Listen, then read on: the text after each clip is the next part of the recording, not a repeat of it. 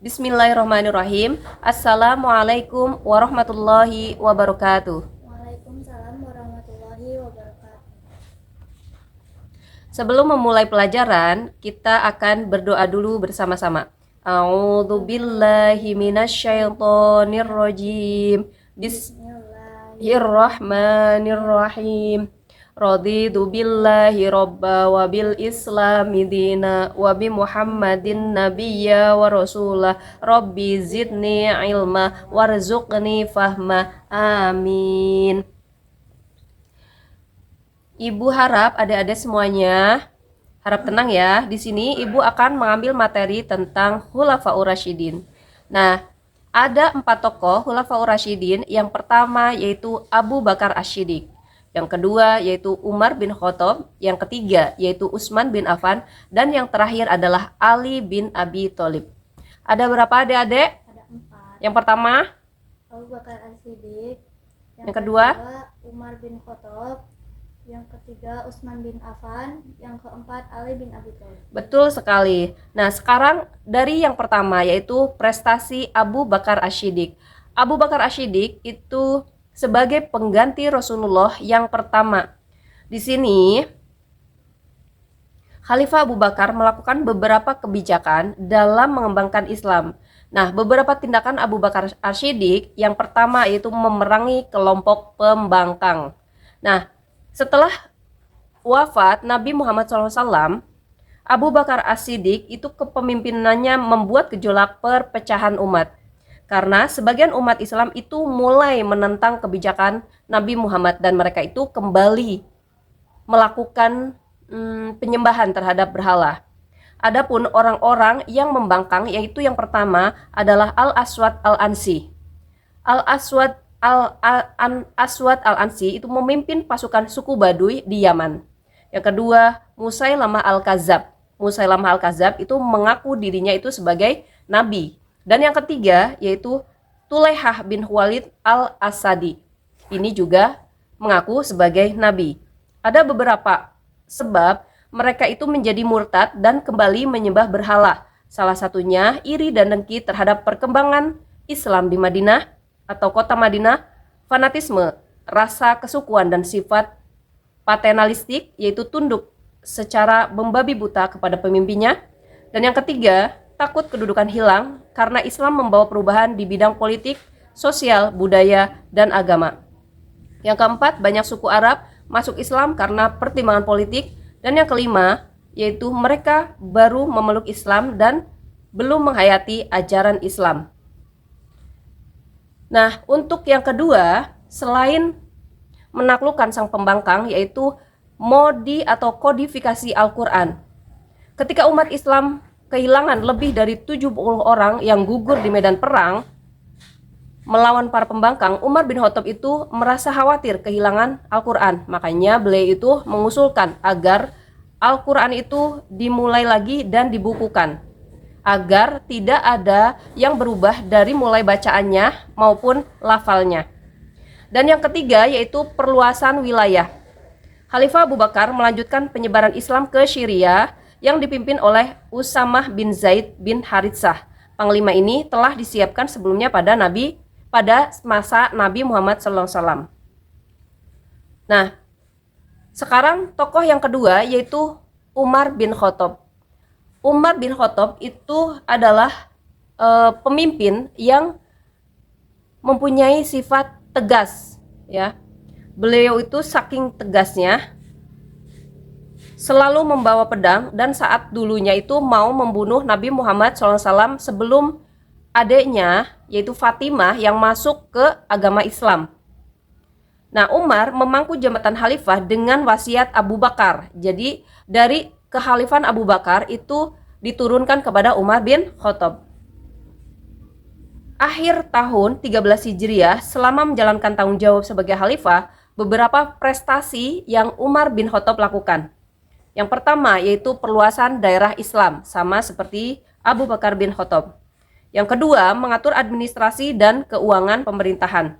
Karena perluasan daerah terjadi sangat cepat, Umar bin Khattab radhiyallahu anhu segera mengatur administrasi negara dengan mencontoh administrasi yang sudah berkembang di negara lain. Dan yang ketiga yaitu menetapkan kalender Hijriyah. Ya, sebelum kalender Hijriah ditetapkan orang-orang pada saat itu menggunakan sistem kalender Masehi, dan di sini Umar bin Khattab menetapkan kalender Hijriah. Ketiga yaitu prestasi Utsman bin Affan. Utsman bin Affan, prestasi yang pertama adalah kodifikasi Al-Qur'an. Karena ada beberapa perbedaan antara kaum yang satu dengan kaum yang lain, maka Utsman melakukan kodifikasi dengan cara mengumpulkan Al-Quran secara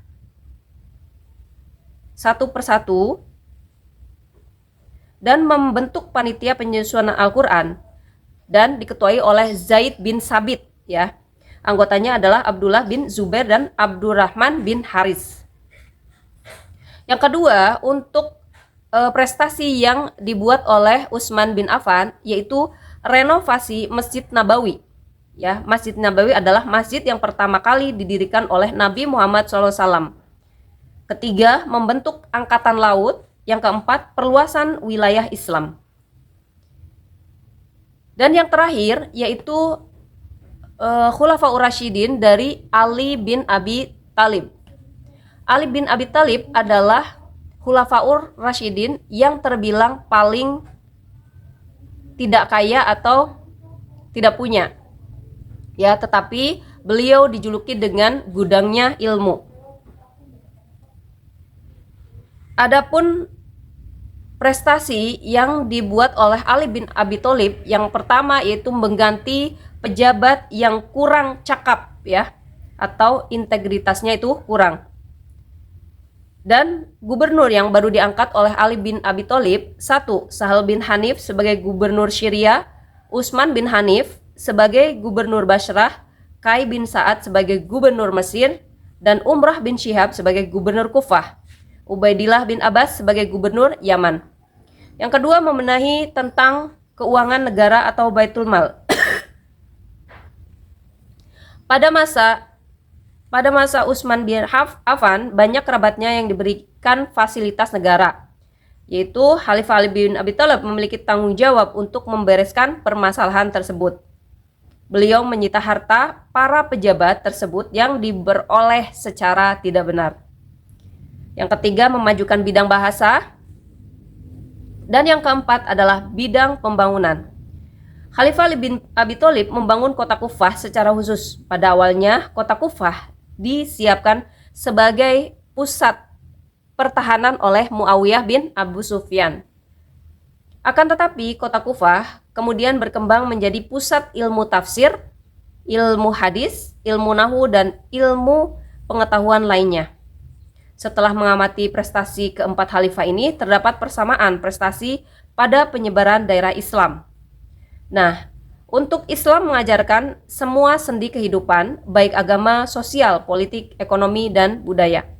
Kewajiban dakwah bagi pemeluknya merupakan pendorong utama bagi para sahabat. Bizantium dan Persia mulai melemah membuat Islam bisa berkembang dengan cepat. Kebebasan beragama bagi masyarakat di Bizantium membuka peluang untuk mengajarkan agama Islam. Kebebasan beragama bagi masyarakat, penyebaran Islam dilakukan secara simpatik dengan penuh kedamaian, dan bangsa Arab lebih dekat dengan bangsa-bangsa Jazirah. Mesir, Syria, dan Irak merupakan daerah kaya yang ingin membebaskan diri dari penjajahan Romawi dan Persia sekaligus menjadi penyokong dana dalam menyebarkan agama Islam.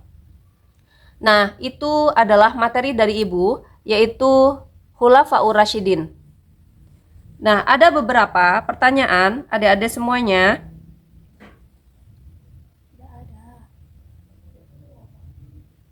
Sekarang Ibu kebalikannya ya, yang bertanya. Coba, apa aja prestasi Khalifah Abu Bakar As-Siddiq? Ada yang tahu? Yang pertama yaitu? Memerangi kelompok pembangkang. Yang kedua? Kodifikasi Al-Quran.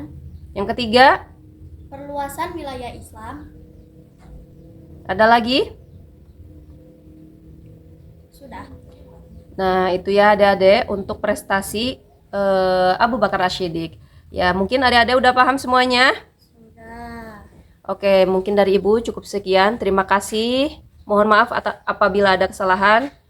Biwabillahi taufiq wal hidayah. Wassalamualaikum warahmatullahi wabarakatuh. Waalaikumsalam warahmatullahi wabarakatuh.